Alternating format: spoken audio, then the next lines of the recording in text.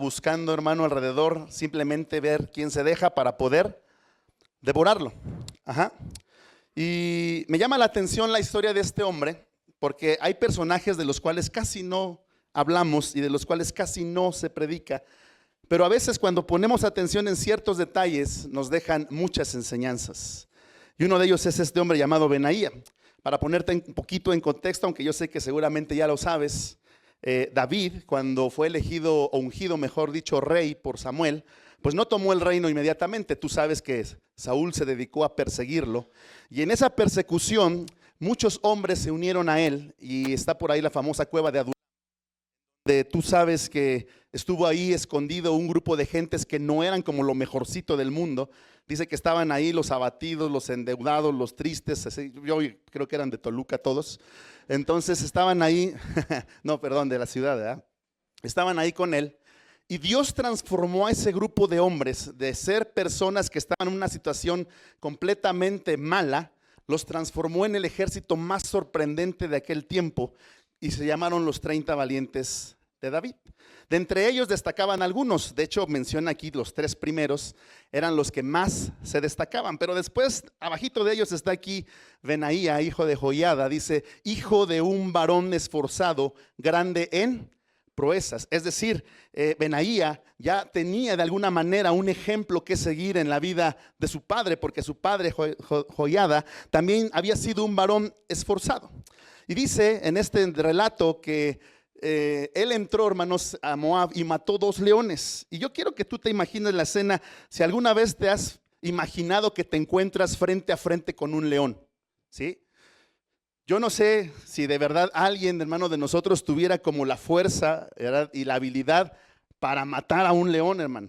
Yo me acuerdo que tenía un cliente allá en Puebla, allá rumbo a Veracruz, y el dueño se le ocurrió un día comprarse 2 leones, sí, así, un circo que creo que cerró, le vendió los 2 leones, león y leona, y los metió al granero, ahí los metió. Un veterinario los durmió, ¿verdad? Y los metió al granero y ahí los tenía encerrados. Entonces un día que fui para allá me dice, ven, te voy a enseñar mis leones. Y ahí voy yo a ver los leones, ¿verdad? Y pues sí se veían impresionantes los 2 leones, pues imagínense semejantes animalotes. Y les estoy construyendo su jaula y entonces allá al fondo de su hacienda estaba construyéndoles una jaula tipo como las que tienen en los zoológicos que parecen como su hábitat natural. Le estaba quedando muy bien, ¿verdad? Pero entonces cuando termina la jaula se le ocurre y le dice a sus trabajadores, pásenlos. Y le dicen, oiga, pero yo creo que hay que traer al veterinario para que los duerman. No, pásenlo así ustedes, no les hace nada, ¿verdad? Y entonces, pues obviamente, pues como era el patrón, pues todo el mundo así como con ustedes ahorita, de, pues ¿cómo le vamos a hacer, verdad? Pues para pasar a los leones. Y entonces se les ocurre la grandiosa idea de lazar al león, ¿verdad? Con un nudo de los normales, ¿verdad? Le laza la cuerda y lo lazan. Pero cuando el león se siente que está ya enlazado, el león empieza a jalarse, ¿verdad? Y lo malo es que pues ya habían entrado con él, ya lo habían lazado, el león se empieza a tirar, lo empiezan a jalar y lo ahorcan y lo matan, ya, se muere el león. Entonces ya como vieron que se murió el león, pues dijo el dueño, no, espérense, voy a traer al veterinario para que duerma la leona, ¿verdad? Y la pasamos durmiendo. Y al león lo disecó, lo hizo ahí un adorno, ¿verdad? Y lo puso ahí en su hacienda en la entrada y está ahí disecado el león. Pero nadie quiso atreverse, porque cuando estaba lazado y se estaba asfixiando el león, el dueño les decía, vayan, quítenle el lazo, ¿verdad? Vayan, quítenle el lazo. Pues nadie en sus 5 sentidos, hermano, iba a meterse a quitarle el lazo al león, porque nosotros sabemos de lo que es capaz un león, ¿sí o no? Pues un león te mata. Pero curiosamente, ya cuando había muerto el león, la leona se quedó cargada, ¿verdad? Se quedó embarazada, no sé cómo se diga de los leones, ¿verdad? Pero el chiste es que tuvo leoncitos. Y ahí voy después yo y me dicen, mira, ya nacieron los leoncitos. Y ahí voy, ¿verdad?, a ver los leoncitos. Y estaban bien bonitos, estaban chiquitos todavía. Y entonces me dicen, no te preocupes, la leona está en otra jaula, está separada. Aquí nada más tenemos a los leoncitos, 3 leoncitos. Y ahí entré con ellos, ya estaban los leoncitos, muy amigables, ¿verdad? Parecían gatos pero grandotes. Pero de repente a uno, no sé, hermano, como que se le antojó el bistec, ¿verdad? Y ahí viene conmigo, hermano, y se me para aquí en la pierna y me clava así las garras, ¿verdad? Y empieza a mordisquearme. Y yo así como, no, hazte para allá, ¿verdad?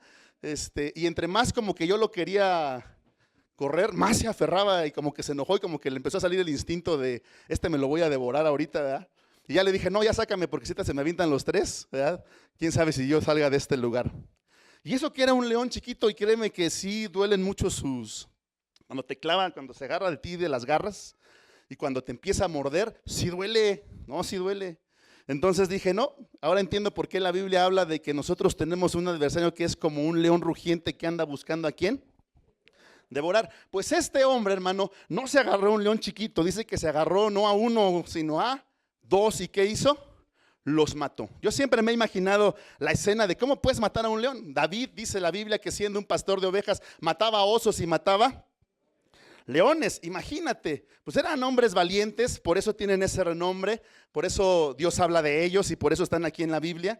De hecho dice que en otra ocasión, no solamente, hermano, mató y se enfrentó a un león a campo abierto, sino que descendió a un foso. Ahora, yo digo, pues ya pelearte con un león como que no está muy bien uno de la cabeza para pelearse uno con un león. Ahora, meterte a un foso con él, pues no tienes ni para dónde correr, ¿sí o no? No tienes ni para dónde irte. Y luego todavía le añade la Biblia que era un día que estaba nevando, había nieve. Así es que las condiciones no eran buenas, el lugar no era favorable y el enemigo pues tampoco era como que tú te quisieras encontrar. Sin embargo, la Biblia dice de este hombre, hermano, que él mató también a ese león. Luego habla de un gigante, un egipcio. Dice la Biblia en otra parte, en Samuel, cuando habla un pasaje paralelo, que este hombre medía 5 codos, así es que estaba muy grande. Y dice que él traía una lanza, este hombre traía una lanza al egipcio, y nada más Benaías traía un palo, pues fue con ese palo, ¿verdad? Le quitó la lanza y con la misma lanza mató al gigante, hermano, y de ahí se hizo de un gran renombre esta persona y este personaje.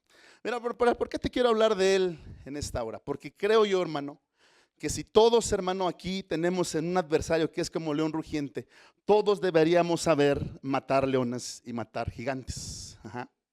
Todos. Porque ¿qué crees? Que el diablo anda, hermano, sobre todos. El diablo aquí, hermano, está intentando hacer caer a todos. Todos aquí somos su presa. Ajá. Así es que los que estamos en este lugar, hermanos, debemos de comenzar a cuidarnos. Y te voy a hablar de algunas maneras que el diablo tiene, hermanos, de intentar destruirnos. Y la primera de ellas, que es quizá la más antigua, hermano, es la tentación. ¿Tú has oído hablar, hermano, de lo que es la tentación? Sí, seguramente que sí. Una tentación, hermano, es un impulso, ¿verdad? A veces pudiera parecer no necesariamente malo de algo que está en nuestro corazón.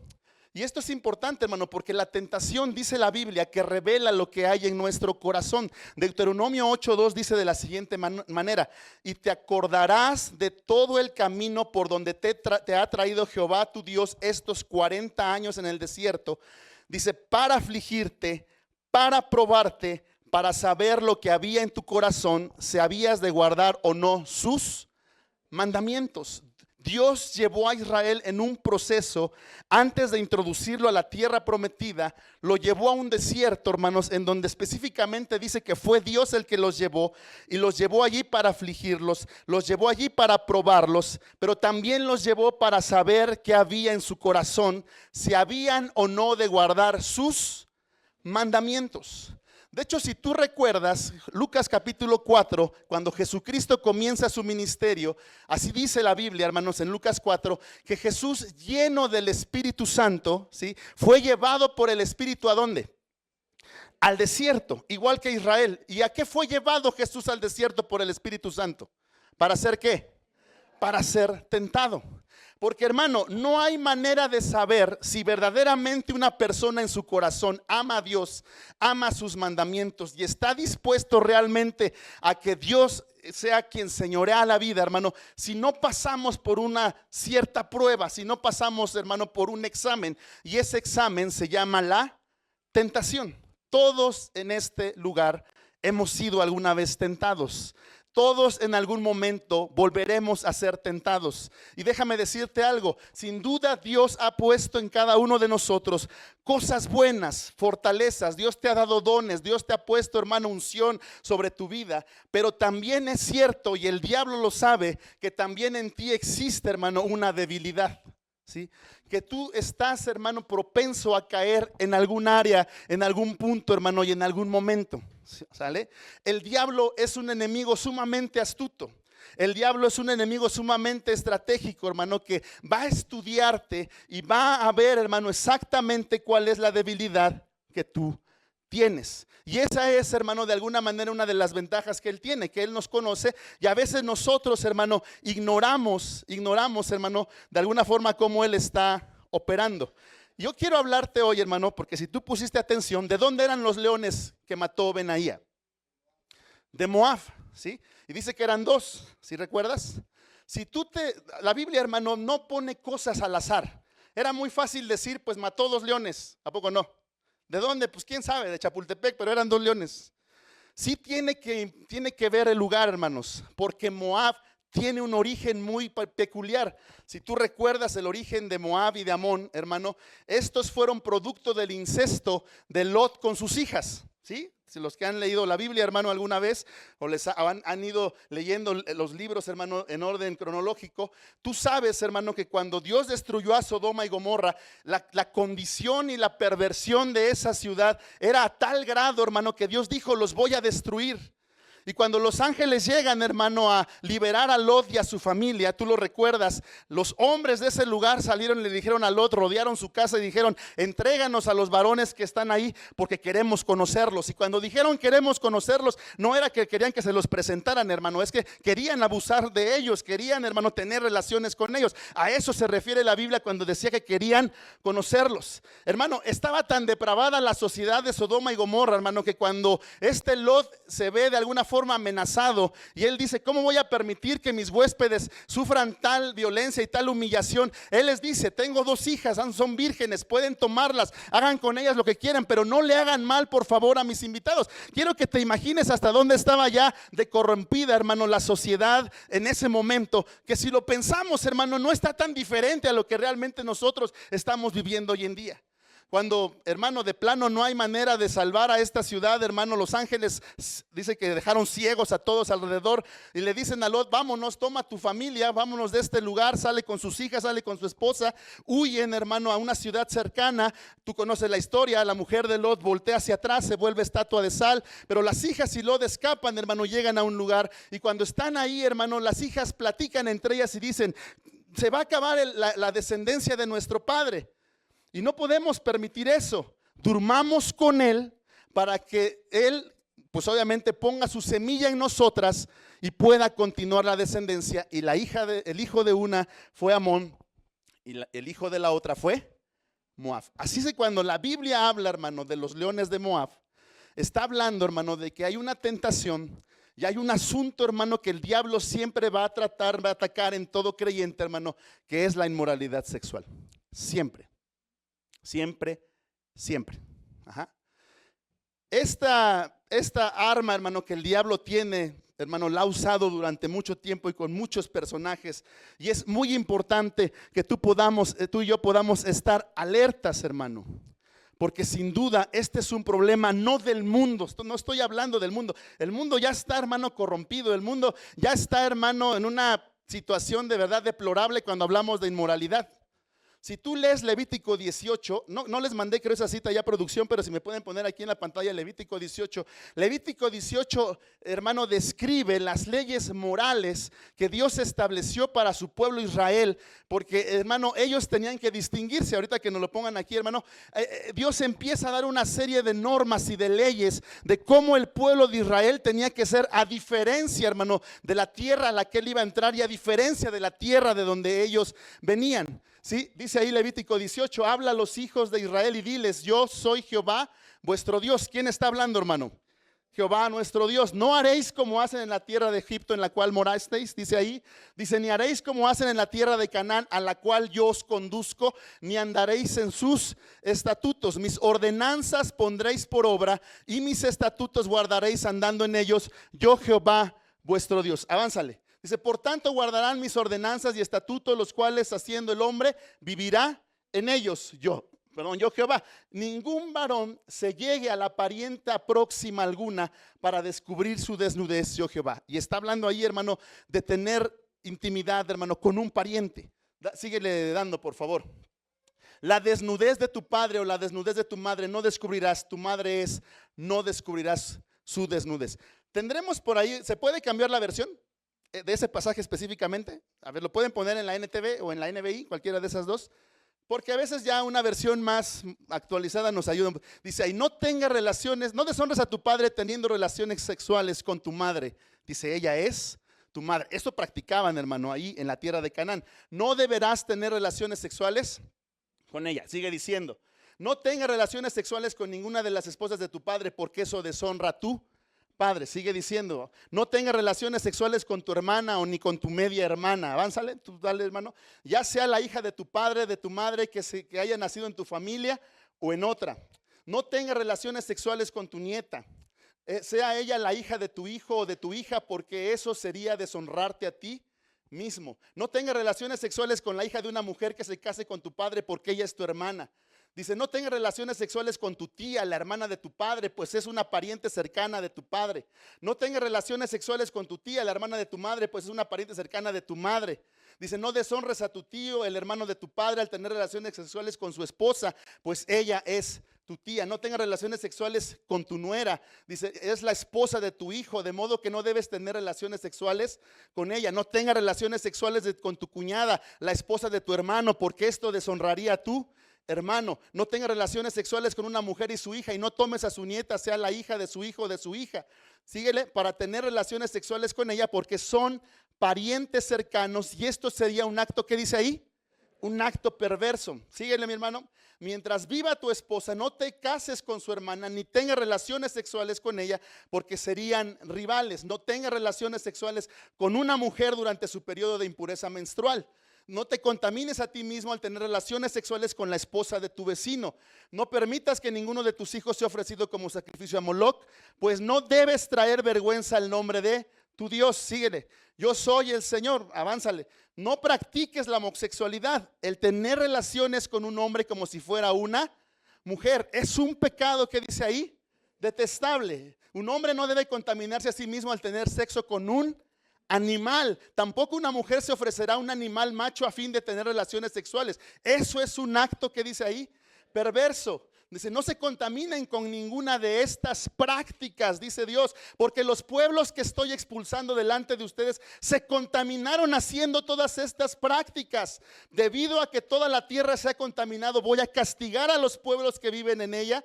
Dice, haré que la tierra los vomite. Ahora, estos dos leones de los que te hablo, hermano, de los leones de Moab, tienen nombres. Se llaman el adulterio y se llaman la fornicación. ¿Sí? Y es algo, hermano, de lo que la Biblia constantemente nos invita, hermano, a huir. ¿Sí? Es algo de lo que constantemente la Biblia nos invita, hermano, a cuidarnos. ¿Sí? Y yo quiero, hermano, que tú veas y tú pienses, porque el adulterio y la fornicación va más allá, hermano, de simplemente el acto sexual. Cuando Jesús, hermano, en el Sermón del Monte hablaba de la pureza moral, Él dijo, oíste que fue dicho, no adulteren. Pero yo les digo otra cosa, que cualquiera de ustedes que en su mente, dice, se imagine a una mujer y en su corazón la desee y en su corazón la tome, ¿qué dijo Jesús? Ya adulteró con ella en su corazón. Así que cuando Jesús dijo eso, hermano, pues hermano, casi lo que estaba diciendo es, pues prácticamente, hermano, aquí no hay ningún inmaculado. ¿Sí? No existe, hermano, en realidad alguien que pudiera decir, aquí mira, te voy a decir algo. El único invicto en la Biblia, hermano, es Jesús. Es el único invicto. Todos los demás, hermanos, nos tenemos que cuidar. Todos los demás, hermanos, tenemos cierta cuestión. Ahora, el pecado hay muchos, pero yo quiero hablar específicamente de estos. Porque es algo, hermano, que aunque tú no lo creas, está dentro, hermano, de las iglesias. Ya no hablemos del mundo, el mundo así está, hermano, pero dentro de las iglesias pasa. Y la Biblia no lo esconde, la Biblia jamás ha cerrado, hermano, el tema. Los pastores a veces no lo hablamos tanto, porque no son temas tan bonitos. Nos gusta más que nos vengan a hablar de otra cosa, de unción, de avivamiento, de prosperidad, hermano. Pero cuando Dios confronta nuestro pecado, hermano, y nos viene a señalar, hermano, un área en la que tenemos que cuidarnos, ¿verdad? A veces ya no nos gusta tanto. ¿Sí? Pero es muy importante que tú y yo, hermano, estemos alerta y nos estemos cuidando. Proverbios 6:27, hermano, es un pasaje, hermano, que está ahí hablando Salomón. Dice, tomará el hombre fuego en su seno sin que sus vestidos ardan. Andará el hombre sobre las brasas sin que sus pies, dice ahí, se quemen. Síguele, por favor. Así es el que se llega a la mujer de su prójimo, no quedará impune ninguno que la tocare. Síguele, por favor. Dice, no tienen en poco al ladrón si hurta, dice, para saciar su apetito cuando tiene hambre. Sigámosle, dice, pero si es sorprendido, ¿qué dice ahí? Pagará 7 veces, entregará todo el haber de su casa. Sigue diciendo, mas el que comete adulterio, dígalo conmigo, dice, es falto de entendimiento. ¿Qué dice ahí? Corrompe su alma el que tal hace, hermano. A veces no nos damos cuenta, hermano, de que Jesús llevó esto a otro nivel, porque el problema, hermano, está dentro de nosotros, no fuera de nosotros. Jesús dijo ahí en Mateo 15, que tampoco les mandé esa cita, pero está en Mateo 15 y tú lo sabes. Cuando a Jesús lo cuestionan que por qué sus discípulos están comiendo sin haberse lavado las manos. Y entonces Jesús le responde, a ver, no se equivoquen, comer sin lavarse las manos no contamina al hombre. Te va a dar diarrea, seguramente. Pero eso no contamina tu corazón. Son dos cosas distintas. Dice, porque de dentro del corazón, ¿de dónde? De dentro del corazón salen, es más, ponlo, hermano, Mateo 15 para que lo leamos ahí. Mateo 15. Ahorita te digo cuál es. Mateo capítulo 15, versículo 19. Porque del corazón salen, a ver, dígame, ¿qué sale del corazón? ¿Qué más? ¿Qué más? ¿Qué más? Síguele, ¿qué más? Ok, síguele. Estas cosas son las que contaminan al hombre, pero el comer con las manos sin lavar, ¿qué dice? No contamina al hombre, ¿sí? El problema, hermano, es que la tentación vive adentro. ¿Por qué viene la tentación? Porque algo vive adentro de nosotros. El problema está en el corazón. El problema está en el corazón, ¿sí? El problema de Israel no fue sacarlo de Egipto. El problema de Israel fue sacar Egipto del corazón de Israel. El problema, hermano, no es que Jesús perdone tus pecados. Él perdona tus pecados. Él te lava con su sangre. Hermano, Él te justifica por la fe.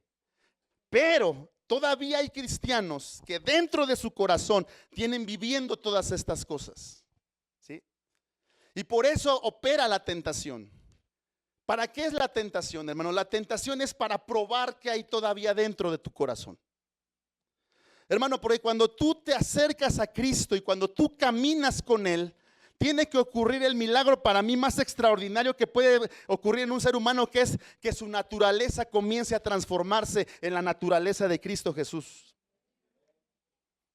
Ese es el milagro, hermano, por el que todos estamos en este lugar.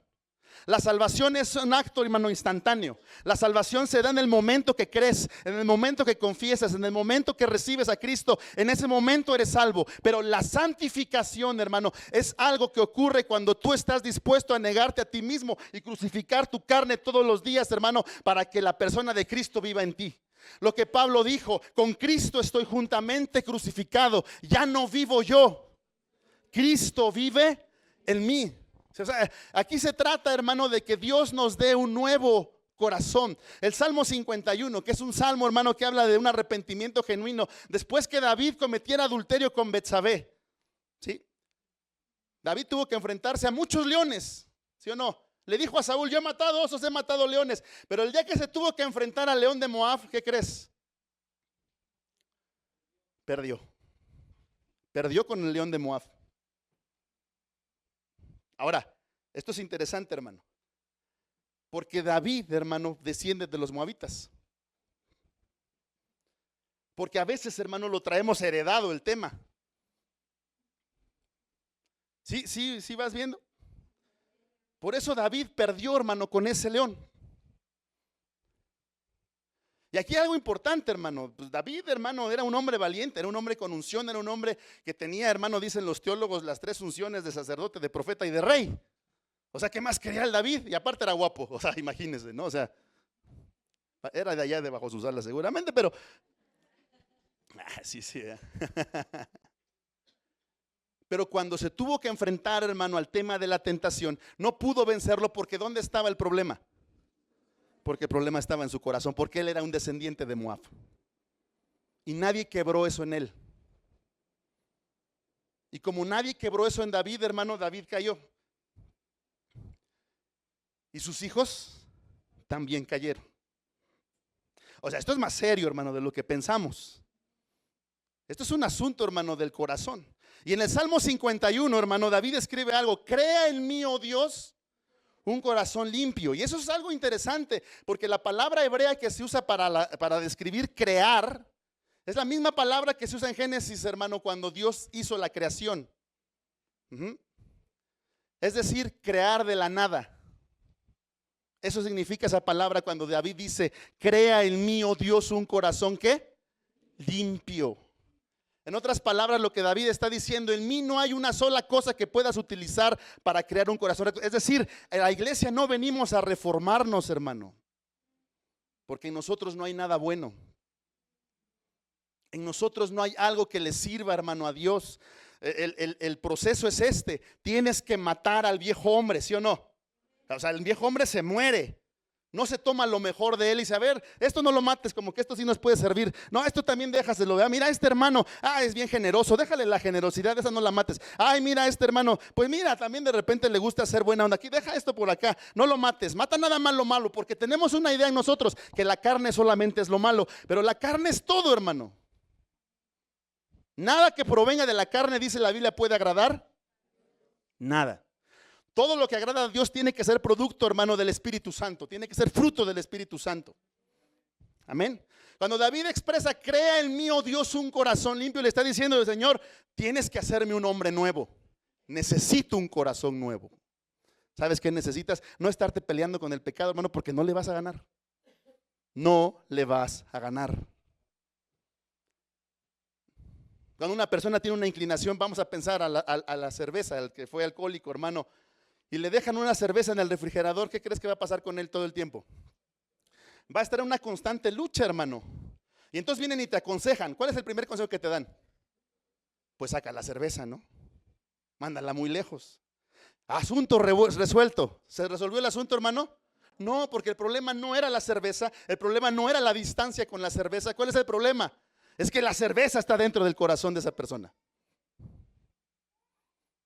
¿Sí me explico o no me explico? Ese es el asunto, hermano. Gracias, mi hermano. Me dijeron que en Toluca hacía frío, hermanos, me engañaron. Yo venía hasta con bufanda y acá mi abrigo y de peluche y toda la cosa, hermano. Hace más calor que allá en México, hermano.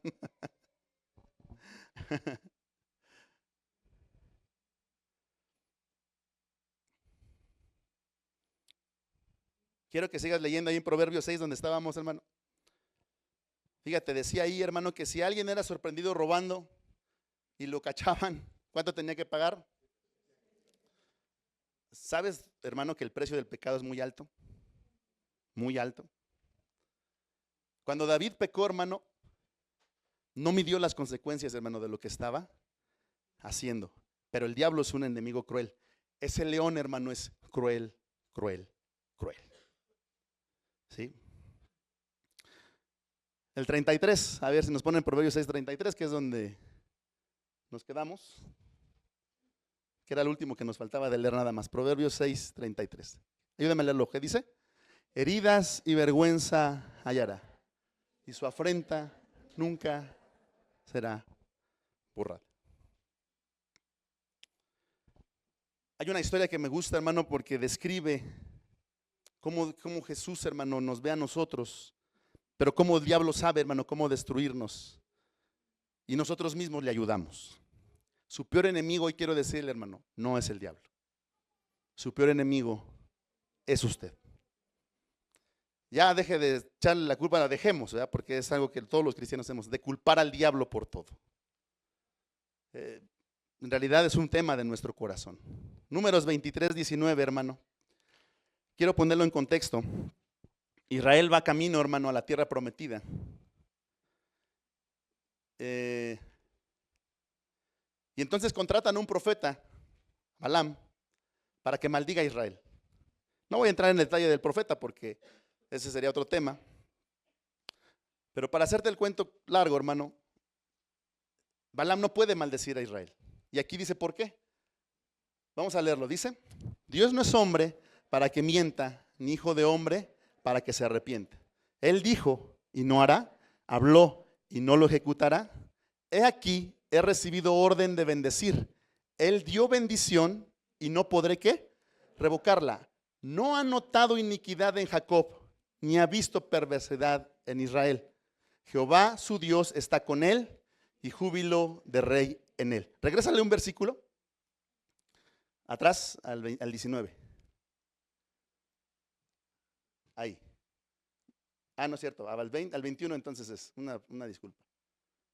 Ok, ahí. Esto teológicamente es sumamente importante, hermano. Fíjate, el enemigo quiere maldecir a Israel. Yo pregunto, ¿Israel se portaba bien o se portaba mal? Pues mal, eran como nosotros, hermano. ¿Sí o no? ¿Qué hacía Israel? Se rebelaba, adoraron al ídolo, al becerro de oro, se quejaban por todo, hermano. No, o sea, de verdad, esos eran unas fichitas, hermano, pero no estamos tan lejos de ellos. Y cuando viene un profeta, hermano, y lo quieren maldecir, Dios le da una orden a Balaam y dice, tú no puedes maldecir a mi pueblo porque yo ya lo bendije. Amén. Si yo ya lo bendije, entonces nadie lo puede maldecir. Y ahí dice, y Dios no es hombre para que mienta. O sea, si Él dice que bendice, bendice. Y Él no es hijo de hombre para que se arrepienta. O sea, si Él ya dijo que te va a bendecir, hermano. No hay manera de que no suceda. ¿Sí? Y entonces Balaam no puede, hermano, maldecir a Israel. Y Balac, que es quien lo contrata, se enoja y le dice, espérate. O sea, si no los vas a maldecir, pues tampoco los bendigas. ¿Sí? Y dices que no se pueden maldecir. Ahora, esto me encanta. Léalo conmigo. ¿Qué dice? No ha notado iniquidad en Jacob, ni ha visto. ¿Eso es verdad? O sea, yo pregunto, ¿de verdad no había perversidad en Israel? Es muy distinta por la forma de la posición en la que te ves a ti mismo. Tú ya no eres pecador. Tú ya no eres, hermano, lo que antes eras. Ya no lo eres. En Cristo eres hijo de Dios y eres simiente santa, hermano, y eres santo. Por Cristo, hermano, no por tus obras, no por tu mérito. Dios, hermano, está ahí para, hermano, ver a Cristo, hermano, en lugar de nosotros. Pero Balaam sabía algo, hermano. Y le dice a Balac, yo no los puedo maldecir, pero se pueden maldecir solitos. ¿Sí? Te voy a pasar la receta. ¿Cómo? Hazlos que forniquen con las hijas de Moab. ¿Con quiénes? Si ponen números 25, por favor. Números capítulo 25. Moraba Israel en Sittim. ¿Y qué hizo el pueblo? ¿Con quiénes? ¿Verdad que sí tiene que ver el nombre? Las cuales, ¿qué dice? Y el pueblo comió y se inclinó a sus dioses. ¿Qué sigue diciendo? Así acudió el pueblo a Baal peor y el furor de Jehová se encendió contra Israel. Y vino una mortandad sobre el pueblo. ¿Vino maldición? Sí vino maldición. ¿Por la maldición de Balaam? ¿Por la maldición del diablo? ¿Por el ataque del diablo? ¿Por qué? Porque pecaron. Y se contaminaron, hermano. ¿Sabes? Esa es la estrategia del diablo, hermano. Él no te puede matar, él no te puede destruir, él no te puede maldecir, pero puede lograr por medio de la tentación, hermano, que tú, hermano, mismo te destruyes. Y eso le ha funcionado, hermano, desde que el hombre está en la tierra. Le ha funcionado. Híjole, se quedaron muy callados, hermanos.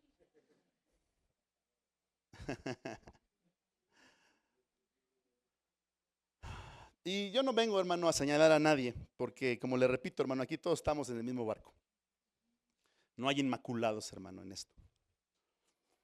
Entonces, la primera forma que el diablo tiene, hermano, para destruirnos es la tentación. Pero la tentación, esto me encanta, hermano, porque la tentación es como la lanza de ese gigante. O te mata o tú matas al gigante con la lanza. No hay mayor afrenta para el enemigo, hermano, que lo mates con la misma arma que él te quería matar. Así funciona la tentación. Cuando el diablo te tienta, hermano, y tú vences la tentación, fue como quitarle la lanza al egipcio y clavársela, hermano, al diablo. Y esa es una afrenta para él, porque con la tentación que te quería destruir, hermano, tú creciste en la fe y tú te fortaleciste en Cristo Jesús. Amén. Ahora, aquí la pregunta es, hermano, si vamos perdiendo, vamos ganando. Porque este asunto, hermano, como está en el corazón, no se ve. La palabra griega, hermano, para fornicación en la Biblia es pornía. De ahí viene fornicación. Que si lo pudiéramos trasladar, hermano, ahora estas palabras es pornografía, es otra traducción de fornicación, viene de la misma raíz, que no es otra cosa, hermano, que prostitución gráfica. La pornografía, hermano, hoy es uno de los grandes males que atenta, hermano, contra la moralidad, no solo del ser humano, hermano, sino, como te repito, de la misma iglesia. En el libro de Samuel está descrito, hermano, la historia de dos sacerdotes, hijos de Elí, ministros, hermano, de Jehová, que estaban en el templo, hermano, en el tabernáculo en ese momento, y que la Biblia dice, hermano, que ellos estaban fornicando, hermano, con las mujeres que iban al templo, hermano, a servir. O sea, y tú dices, ¿what? Pues no nos espantemos, hermano, eso pasa en las iglesias. Eso pasa en las iglesias. Y yo vengo a decirte algo, ser tentado no es pecar. Ser tentado es algo, es que te des cuenta que en tu corazón hay algo que todavía tienes que matar. Ahora, si cedes a la tentación, ¿qué crees? Eso sí es pecar. Y las consecuencias del pecado, hermano, dice la Biblia, la paga del pecado es. Cuando tú ves la industria de la pornografía hoy en día, hermano, ¿sí? Y no nos hagamos, hermano, porque hoy en día está a la distancia de un clic. Porque en el celular que tu hijo trae, joven, en ese celular que traes, señorita, en ese celular, computadora, joven, adolescente que estás aquí, hermano, también tú y hermana, no nos hagamos. Tenemos a la distancia de un clic, hermano, la pornografía. Que es hoy la manera más sutil del diablo, hermano, atacar al pueblo cristiano. Y que estadísticamente, hermano, muchos cristianos tienen problemas con la pornografía. Cuando tú entras a un sitio de estos, ¿sí? Y ves los videos que exhiben, te vas a dar cuenta que son puras aberraciones como las que leímos en Levítico 18. El problema de la pornografía es como una droga que se vuelve la gente adicto y dependiente a ella.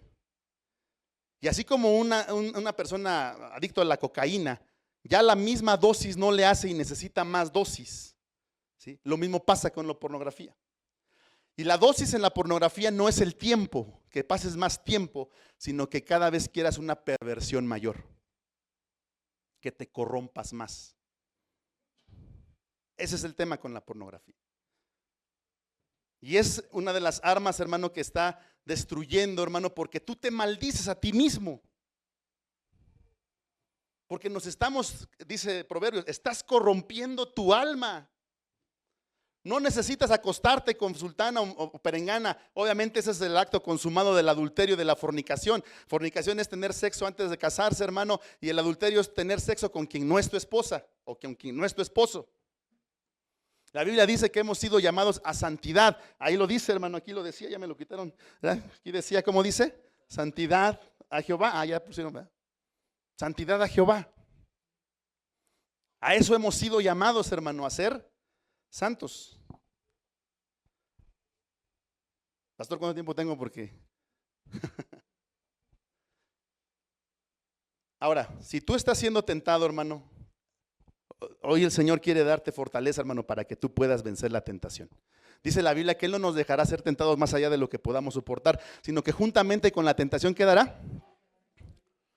Vuelvo al punto, hermano. ¿Dónde está la tentación? ¿O dónde está el problema? En el corazón. Cuando alguien ya fue transformado por el poder del Espíritu Santo y antes tenía problemas con la cerveza, el día que tiene una naturaleza como la de Cristo, hermano, y le pone una cerveza enfrente, ¿qué crees? Yo jamás he tomado, hermano. Yo no sé lo que es una borrachera ni una cruda, hermano, porque yo en mi vida me he embriagado. A mí me pueden poner aquí, hermano, todas las botellas para beber, hermano, de lo que usted quiera, y yo no siento ninguna inclinación por eso. No se me antoja, es más, me desagrada hasta el olor de la cerveza. Yo no me gusta, probé el vino y el vino casi me vomito, hermano, porque mi paladar no está acostumbrado al vino. Para mí ese no es mi debilidad, pero el diablo conoce mi debilidad. Tú no puedes decir, hermano, que ya fuiste transformado, ya venciste a un león. Si mientras, hermano, el león se te aparece, tú sigues teniendo la inclinación a querer hacerlo. La Biblia dice que nuestra meta, hermano, es ser transformados de gloria en gloria, hermano, a la imagen de Jesucristo, a llegar a la estatura del varón perfecto. Yo te pregunto algo, hermano. ¿Tú crees que Jesús, hermano, tenía problemas con la tentación de la inmoralidad sexual? ¿Tú crees que si Jesús, por ejemplo, la samaritana que llegó, hermano, ahí al pozo, que era una mujer como de dudosa reputación, hermano, Jesús no la vio con ojos de deseo, Jesús la vio con ojos de amor, porque él la vio, hermano, con el vacío que la mujer tenía y que intentaba llenar, hermano, con hombres. Y Jesús le dijo, tú tienes sed, pero tu sed no la puedes saciar con hombres y acostándote con uno y acostándote con otro y acostándote con otro. Tú necesitas el agua que yo te puedo dar, porque todo aquel que beba del agua que yo le daré no tendrá sed. Jamás. A veces el problema de la tentación es que tú no te estás saciando completamente en Cristo. Porque la tentación te ofrece, hermano, un deleite o placer temporal, una saciedad temporal, hermano, pero a largo plazo te cobra intereses. Es como la tarjeta de crédito, disfruta ahora, paga después, hermano, y te va a cobrar, pero caro. Así funciona el pecado.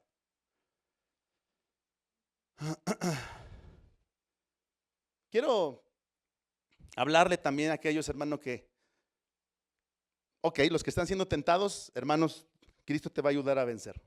Quítale la lanza al egipcio y mátalo con ella. Pero quiero hablarle a los que quizá ya cayeron.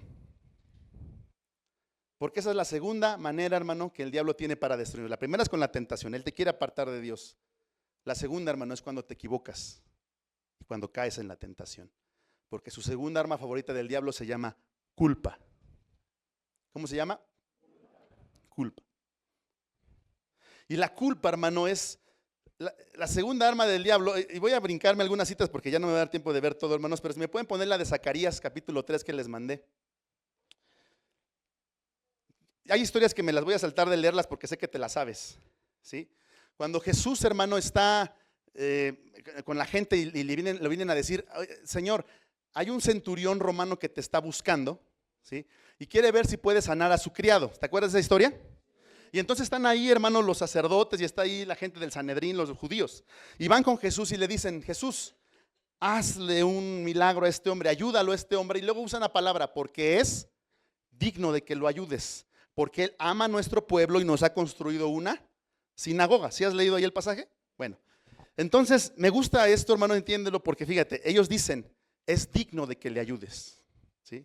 ¿Por qué era digno, según ellos, de que le ayudara a Jesús? Porque había construido una sinagoga, por lo que había hecho, por sus obras.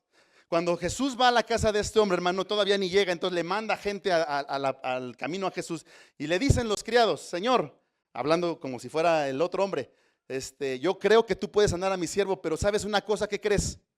Yo no soy digno de que entres a mi casa, ¿sí? Porque se cometen muchas cosas malas debajo de mi techo. Dice, pero entonces el hombre le habla de autoridad, no de dignidad, sino de autoridad. Y le dice, pero yo sé que tú tienes la autoridad para decir que mi siervo sana y va a sanar porque yo soy hombre de autoridad también.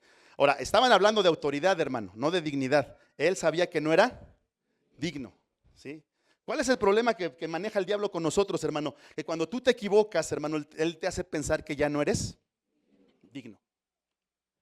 El hijo pródigo es otro ejemplo muy bueno de esto, hermano, porque el hijo pródigo se va y pierde, hermano, la herencia y vive perdidamente. Dice la Biblia que malgasta el dinero, hermano, con amigos, con mujeres, en vicios, etcétera, etcétera. ¿Sí te acuerdas de la historia?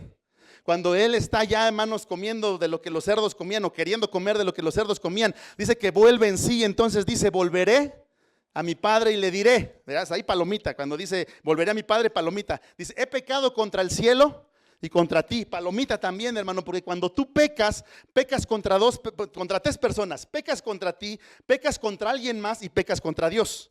Así es el pecado, hermano, siempre. Pecado que sea, el que tú cometas, hermano, pecas contra Dios, pecas contra alguien más y pecas contra ti mismo, ¿sí? Entonces él dice, Padre, he pecado contra el cielo y he pecado contra ti, ¿sí? Palomita. Pero luego dice unas palabras. ¿Cuáles son sus palabras? Ya no soy digno de ser llamado tu hijo. Hazme uno de tus siervos o jornaleros. Y así funciona el diablo, hermano. ¿Sí? Pero esa historia es maravillosa, hermano. Porque cuando él regresa, hermano, sintiéndose el más indigno de todos, hermano, el Padre lo recibe como si nunca hubiera hecho absolutamente nada. ¿Sí o no? O sea, el hijo se esperaba, hermano, un regaño, el hijo se esperaba un sermón, el hijo se esperaba un castigo, el hijo se esperaba todo menos, hermano, una fiesta. Y el Padre lo recibió con una fiesta. Porque déjame decirte algo, hermano, una cosa es recibir el amor de Cristo para salvación y otra cosa es recibir el amor del Padre, hermano, y disfrutar de la paternidad de Dios.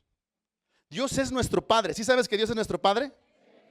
Y un padre, hermano, está dispuesto a hacer todo por su hijo.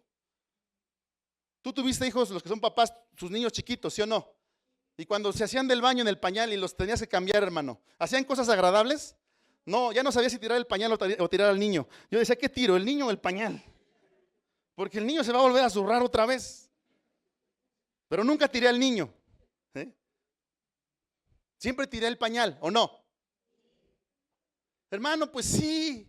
Dios nunca te va a tirar a ti, hermano, va a tirar el pañal y lo que hayas dejado sucio lo va a limpiar, porque para eso es nuestro Padre, hermano, para limpiarnos, para eso está ahí, hermano, para ayudarnos. Dice la Biblia, 7 veces cae el justo, pero 7 veces que Dios lo vuelve a levantar otra vez.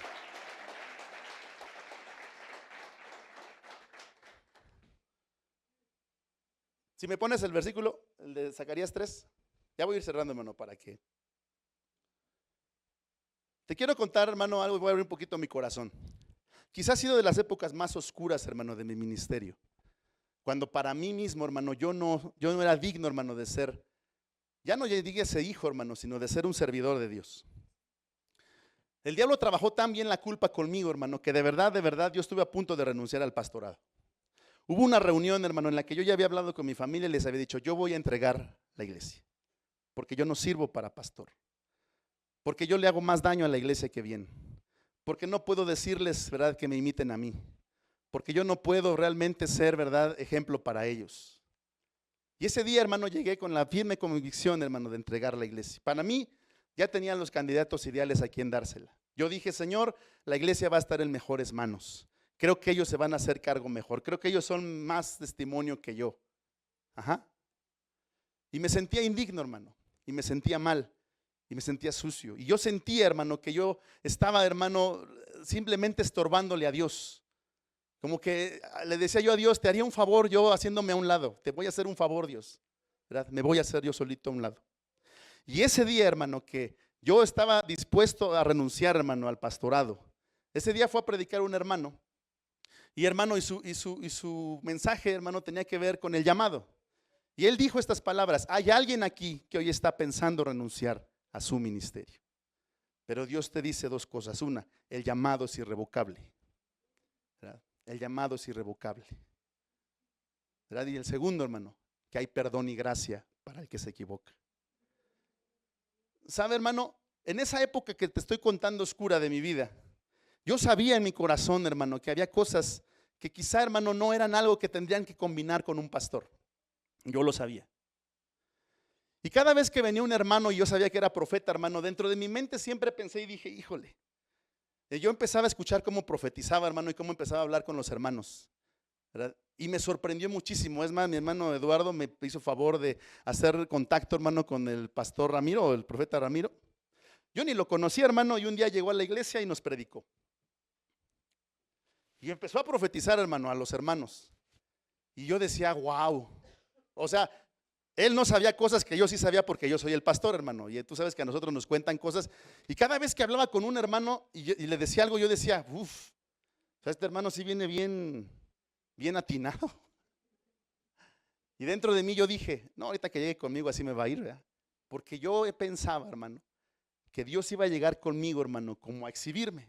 No sé si me estoy explicando. Como decir, miren este pobre pecador que tienen aquí ustedes, dizque de pastor, ¿verdad? Y señalarme. Y no era la primera vez, hermano, yo lo había hecho muchas veces Dios, en que cada que alguien venía y me daba una palabra, me decía algo, hermano, que en mi corazón yo decía, es que eso no puede ser. Es que eso yo no lo puedo creer. No, es que este profeta está mal, ¿verdad? Si supiera, ¿verdad? Si entendiera. Hermano, y cuando él me habló otra vez y me volvió a decir lo mismo que me habían estado diciendo, yo le decía a Dios, ¿por qué?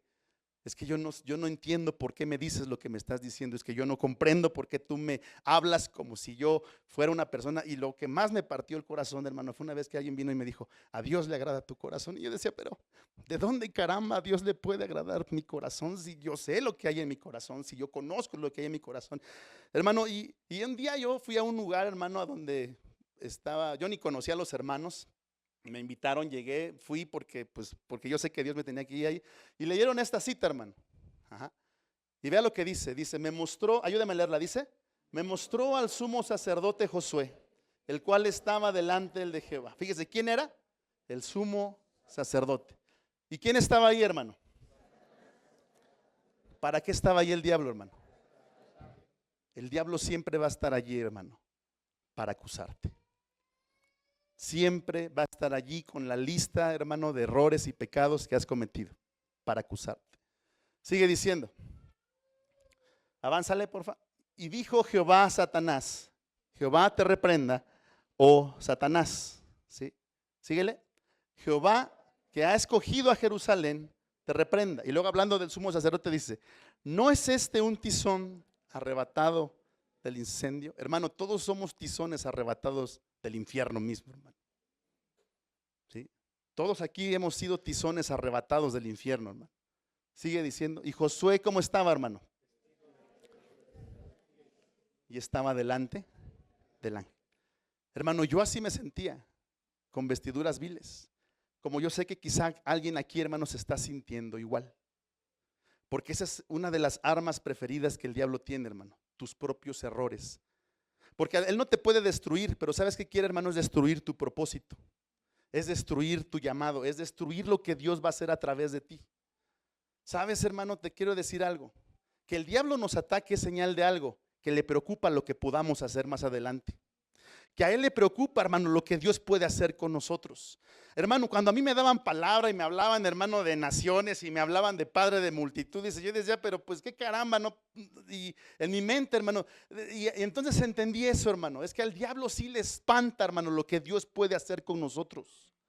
Y no puede destruir eso, pero puede hacer que nos destruyamos a nosotros mismos, hermano, de dos formas, cayendo en la tentación y después si él cumplió su objetivo de hacerte caer, hermano, destruyéndote con la culpa. Y tú te sientes, y es verdad, sí manchamos nuestras vestiduras y sí nos ensuciamos, pero te vuelvo al ejemplo del hijo. ¿Qué hijo no se ensucia alguna vez en su vida? Y no hay un solo padre que corra al hijo porque se ensució, ¿o sí? No, ¿qué haces con el hijo que viene sucio? Pues lo limpias, hermano, y lo lavas y lo bañas. Y eso fue lo que hizo Dios con ese hijo pródigo cuando regresó. Lo abrazó, lo besó, hermano, lo cambió de ropa, le puso vestiduras limpias, le puso un anillo en su mano y restauró y le restituyó otra vez su posición. Dale al siguiente versículo, por favor, si le puedes avanzar ahí mismo en Zacarías, porque dice la Biblia que, dice ahí, ayúdame a leerlo, dice, mira que he quitado de ti tu pecado. Y te he hecho vestir de ropas de gala. ¿Sabe? Yo no soy muy emotivo normalmente, no suelo serlo. Y ese día que estaba escuchando esa prédica de este mensaje, hermano, yo tenía ganas de tirarme a llorar. A llorar, a llorar, a llorar. Porque Dios me habló y me dijo, yo he quitado de ti tu pecado y te he vestido de ropas de gala. Hermano, y entendí algo. ¿Sí? No hay pecado que mate la gracia de Dios. Gracia mata pecado, hermano, pero pecado no mata gracia. El problema es que le creemos más al diablo, hermano, sus mentiras. Cuando en la cruz, hermano, Jesús ya pagó por todos tus pecados, los que ya cometiste, y ¿sabes cuáles más? Los que todavía te faltan por cometer. Porque nos guste o no, hermano, mientras estemos en este cuerpo mortal, en algún momento nos vamos a... Obviamente, el llamado, no te vayas a confundir y dice, el pastor dijo que pecáramos, al cabo, no. Dijo Pablo, Pecaremos, hermano. Si fuimos hechos libres del pecado, pues ¿por qué vamos a perseverar en el pecado? Al contrario, hermano, por el contrario. ¿Sabes? Este es un arma de dos filos para el diablo. Porque, hermano, cuando tú entiendes el amor de la gracia de Cristo para ti, es como quitarle la lanza al gigante, hermano, y decirle, con la lanza que tú querías matarme, hoy me doy cuenta de que la gracia es más grande de Dios en mi vida. Y hoy puedo yo lograr hacer lo que Dios quiere hacer conmigo. ¿Sabe una cosa? Dios restauró a David. No lo libró de las consecuencias del pecado, eso sí, apréndetelo. Las consecuencias se pagan, hermano, pero Dios lo perdonó. Y David fue el hombre siempre conforme al corazón de Dios. ¿Sí? José fue un hombre íntegro, hermanos, ¿verdad? Y ojalá aquí, hermano, esté lleno de Josés, pero Dios te ve como a Jesús. Dios te ve santo y Dios te ve íntegro. Entonces el diablo, hermano, la primera forma que tiene es tentarte, la segunda es cuando caes con la culpa y la tercera es cuando te muestra los errores de otros que otros cayeron. Porque el hermano del hijo pródigo no pudo dar crédito que Dios, hermano, hubiera o el padre hubiera perdonado al otro. Los errores de otras personas pueden destruir otras vidas. Grábate esto, hermano. Tú no solamente eres tú, también es los que están a tu alrededor. Y por ahí alguien me dijo, Eliel, el precio de la cabeza de un pastor es muy alto en el infierno. Porque si un pastor cae, ¿sí?, se lleva a muchos por delante con él. Oren por sus pastores. De verdad, oren por sus pastores. Dios me enseñó algo en todo este proceso, hermanos. Les voy a decir cuál fue mi gran problema. Dice la Biblia, ay del solo. Ay del solo. Dice, porque cuando caiga, no habrá un segundo que lo levante. Y yo no me di cuenta, hermano, que yo estaba solo, que yo estaba peleando solo, que yo me había aislado, hermano, de otros ministerios, que me había aislado de otros pastores, que me había aislado de otros hermanos. Y luego yo, ¿cómo le voy a decir a los hermanos de la iglesia? Pues, ¿sí me explico? Nadie puede pelear esta batalla solo. Para eso existe la iglesia, para eso existen los hermanos, para eso existen los pastores, hermano, para amarnos y para ayudarnos unos a otros. Póngase de pie en esta hora.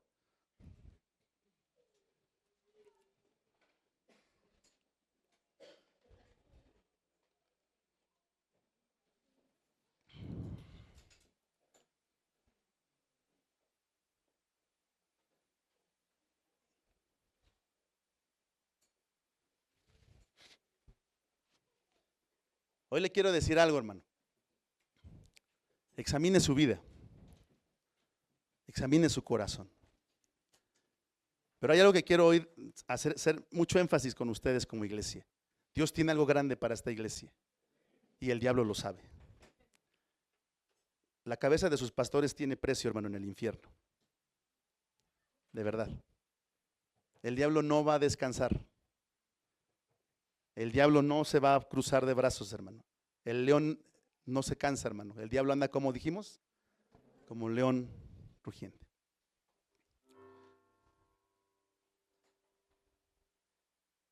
A veces como iglesias demandamos de los pastores la atención, demandamos el consejo, demandamos el tiempo, demandamos las oraciones.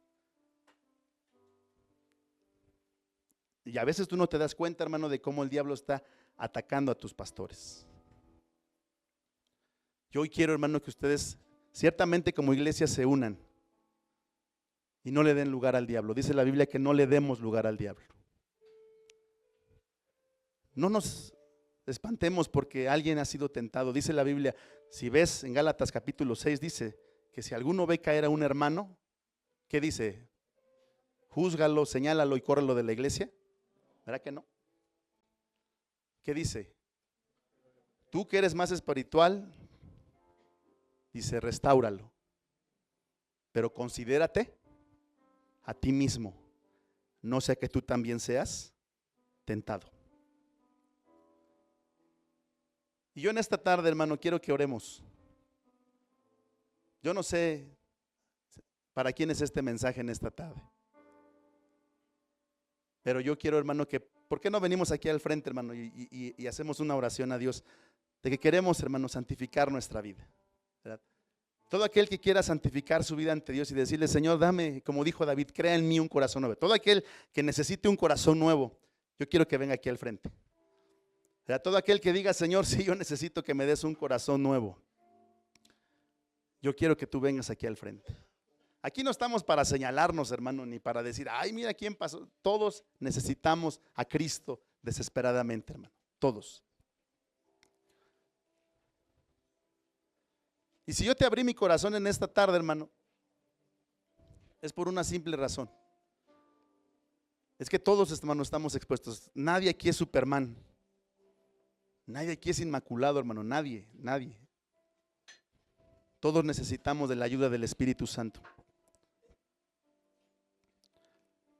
Y Dios lo sabe, hermano. Y Dios nos ama. Dijo David, en pecado me concibió mi madre. Todos nacimos con la herencia de Adán. Todos, hermano. Pero David dijo unas palabras, hermano, que expresan su más grande amor, hermano. Porque la tentación trata de revelar qué es lo que tú más anhelas. La tentación descubre tu corazón de que hay algo que anhelas más que a Dios. De que hay algo que amas más que a Dios. Que estás dispuesto a fallarle a Dios con tal de tomar un momento, hermano, de placer por medio de la tentación que sea. No sé cuál sea la tentación que a tu vida está llegando.